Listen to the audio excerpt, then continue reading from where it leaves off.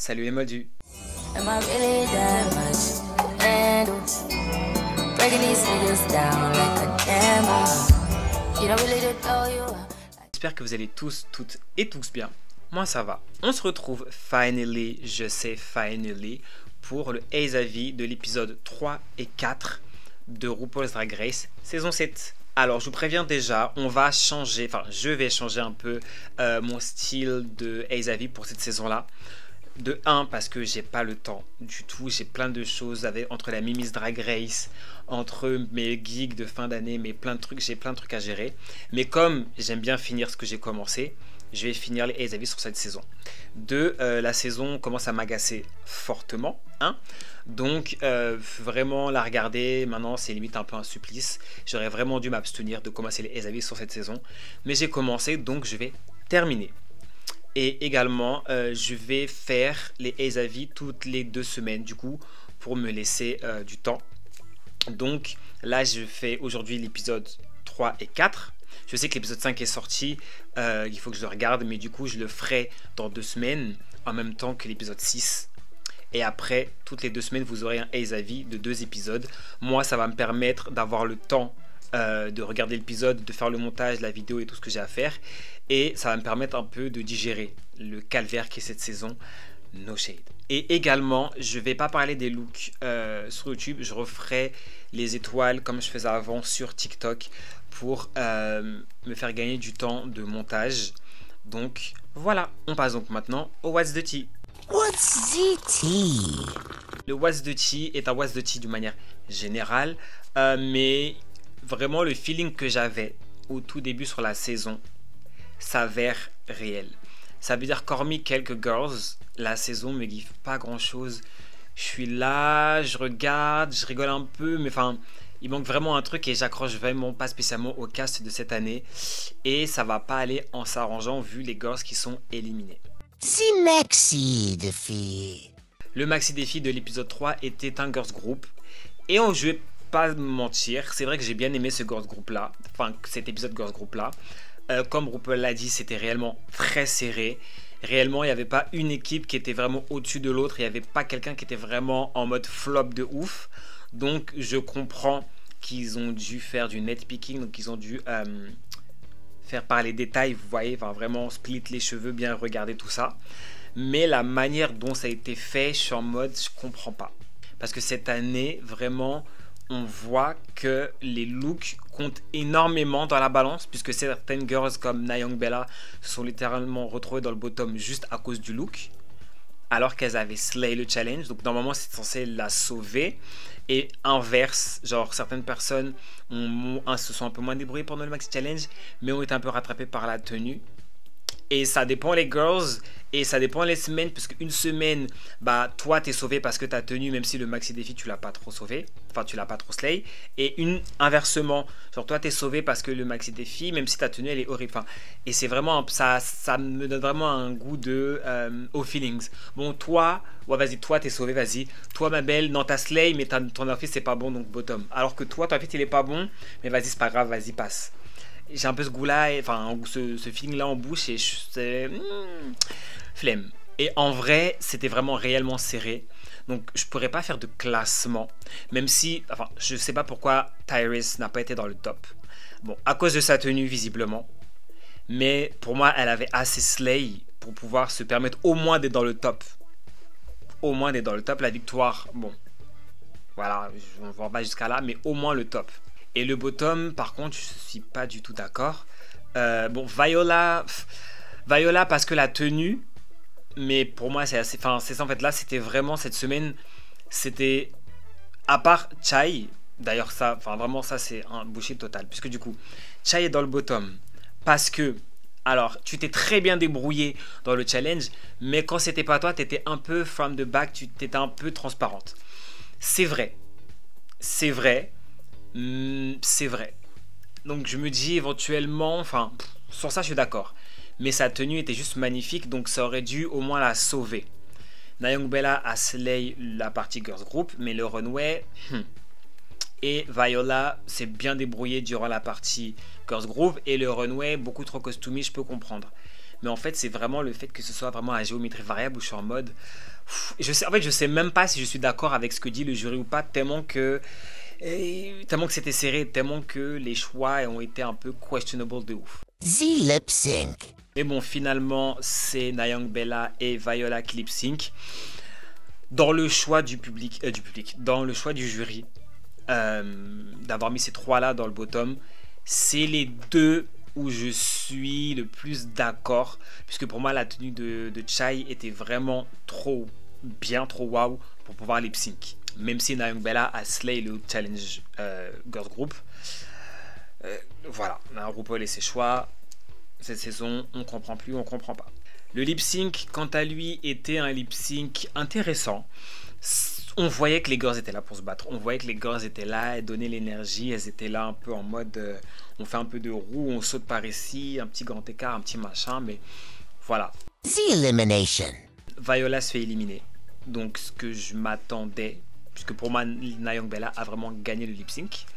Par contre, déjà quand j'ai vu les deux dans le bottom, j'étais en mode vous mettez deux girls qui mettent l'ambiance actuellement dans la saison dans le bottom. Donc déjà, on en perd une.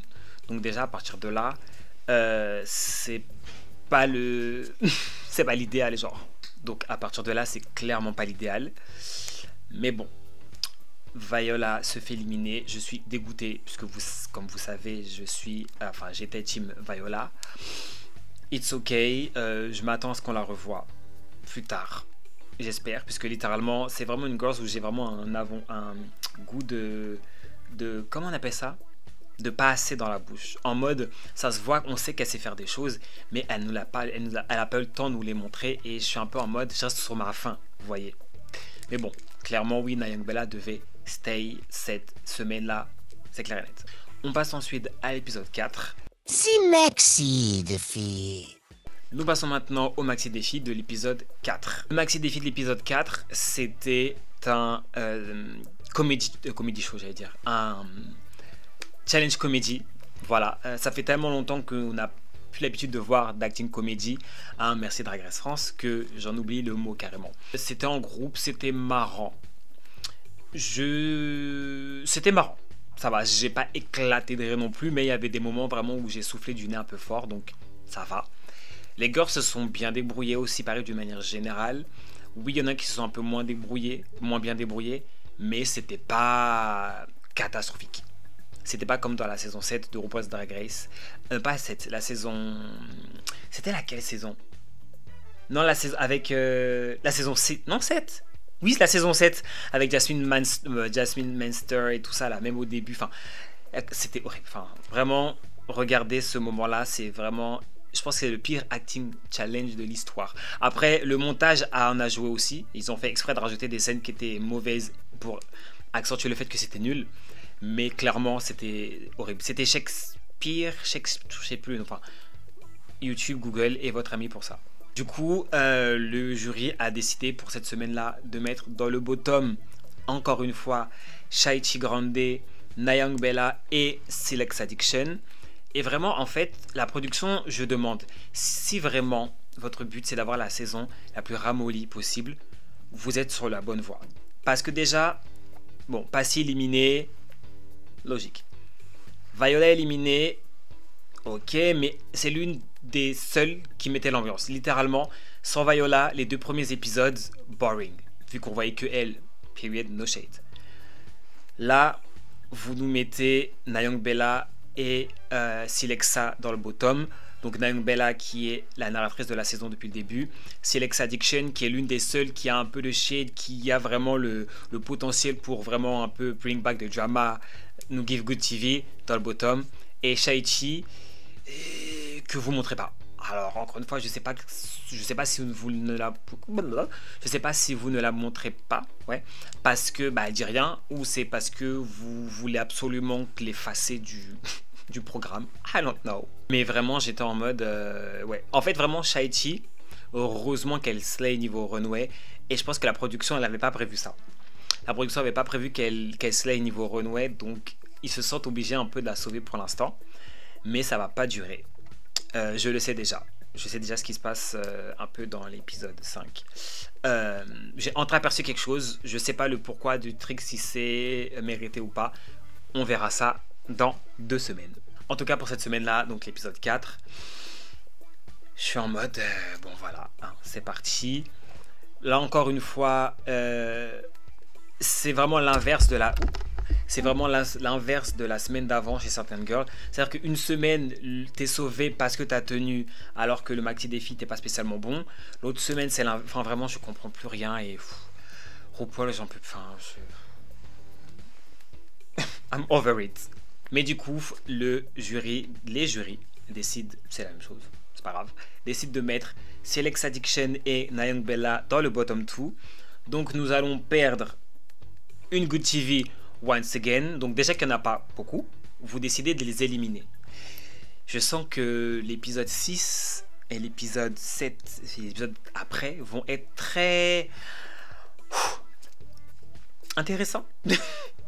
On verra bien. Du coup, est-ce que je suis d'accord avec ce bottom là? Oui et non.